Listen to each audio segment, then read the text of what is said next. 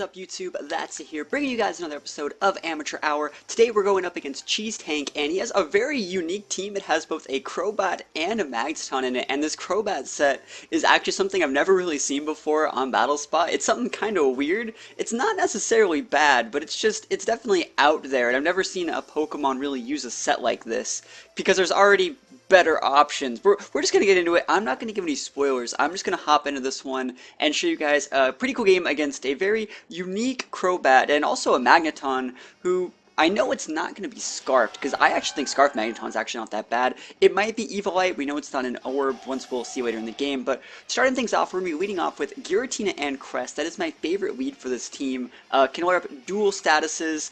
And it's just super bulky. I have the potential to set up screens if I want, and I can just like HP stall out anything if I really want to. So what I'm going to be going here for is a Will-O-Wisp on the Crobat, and I'm also originally targeting a Toxic up onto the Milotic, but you know that Crobat, he's so good, he got that Confuse Ray off of me, and it's going to make it so I cannot attack this first turn, as well as I also eat an Ice Beam from Milotic, and this is a full HP specialty Giratina, and I actually took a good amount of damage from that Ice Beam. I was very surprised at how much damage that did. I was like, is he potential Specs? It's kind of hard to tell, because that did way too much. He didn't even stab it.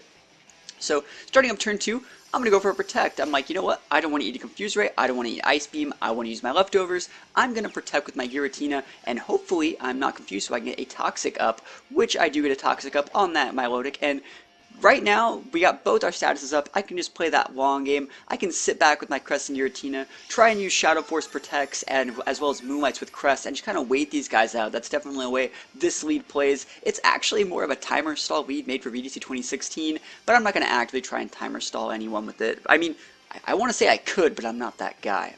So I just decided to switch up my Crest here. There's nothing else that Crest can really do, and I'm also thinking he's probably going to either Toxic one of my Pokemon. So I'm going to switch out my Crest, right, in for Gengar, who's a Poison type, and then I'm going to try to go for a Shadow Force with my Giratina. That way I wouldn't need a Toxic on any of my Pokemon. Unfortunately, Giratina hits itself Confusion because Confuse Ray is really good, and then Giratina eats a Toxic. Like, I guess I could have switched out the Giratina slot for Gengar because I assumed he would target the Giratina because it's a bigger threat. But, you know, I went for a greedy play trying to, you know, get this. I tried to get away with too much with going for that switch and then the Shadow Force because I knew he was going to confuse Ray my Giratina slot. So everyone's ticking out from Toxic. There's leftovers going. There's a ton of end turn animations, and that's just pretty much how this team plays. It's very VGC 2013-esque, if I had to say so myself. So I'm going to switch up my Giratina here. I'm going to come with my Lugia, because Lugia doesn't have any statuses on it, and I think it's time to start dealing just a little bit of damage. I have my two main attackers on the board right now. I have Mega Gengar. Remember, this thing packs a huge Hex if I want to deal that damage, or I can just use Lugia's Aeroblast. So he's going to go for a Confuse Ray. Remember, Crobat is faster than Gengar before Gengar Mega Evolves, or the first turn that Mega Gengar evolves, in this case. And remember guys, Confusion is pretty good, so it's going to hit me in Confusion. I'm not going to be able to do anything, and I'm also going to eat a Scald from this Milotic. So we know obviously the Milotic is not Specs because it's been using Toxic, and it's been using Ice Beam and Scald, so it's probably just like full special attack, I have to guess. I don't really know what this set is. I just can't believe it's doing that much damage to my Pokemon. So Gengar's confused, I finally get a Hex off, and it's gonna go onto the Milotic slot, and just Hex does so much damage, guys. Like, look how much damage that does. It's ridiculous. Being able to one-shot, almost one-shot, like 80% one-shot of Milotic, it's crazy. And then we see a Curse from the Crobat. Curse Crobat. It's a move that lowers your speed, which is terrible on Crobat, and then gives an attack and defense boost. But then we see a White Herb. So the White Herb takes away the minus status, or the minus speed aspect of it. So the reason why I'm saying like this is not very like cost effective is Bulk Up is a move. Crobat probably just doesn't get it, but like you're literally wasting your item on a Pokemon like Crobat to use a move that's worse than Bulk Up, which is already a bad move. I mean, I just think it's so. I just could not believe that because I played this game at like 3 in the morning in Arizona, and I was like, did that really just happen? Am I that tired? Did he just use Curse and then White Herb it with his Crobat while he's burned, by the way? So kind of weird stuff. We're stabilizing back in the game. We got a Mega Kangaskhan, and this game just gets crazier. We have a Magneton on the board. I actually do respect Magneton a lot. You have to watch this guy, because remember, Magneton was a Gen 1 Pokemon that was just good already. So, like, they gave it an evolution. That means this thing can hold an Evilite if it wants to, has a great ability, great typing, And note that I ate a Rock Tomb from that Kang, so my Lugia is quite slow now. It was super effective. I'm going to switch up my Gengar because I don't want to hit myself in confusion. I've been confused for so long, and I just don't want to eat it anymore.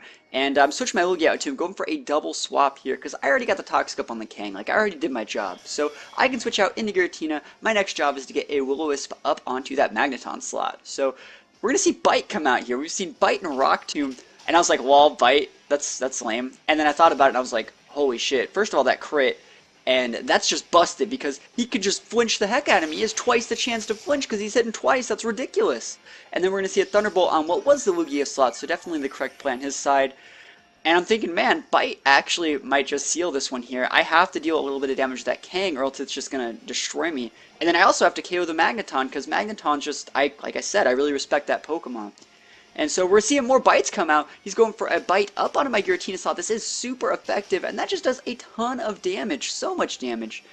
And I fortunately for me, I don't get flinched here, and I can put the burn up on the Magneton. What that does is it puts it on a bit of a timer, as well as sets up for a huge Hex on that slot. It also breaks potential Sturdies that Magneton could be holding.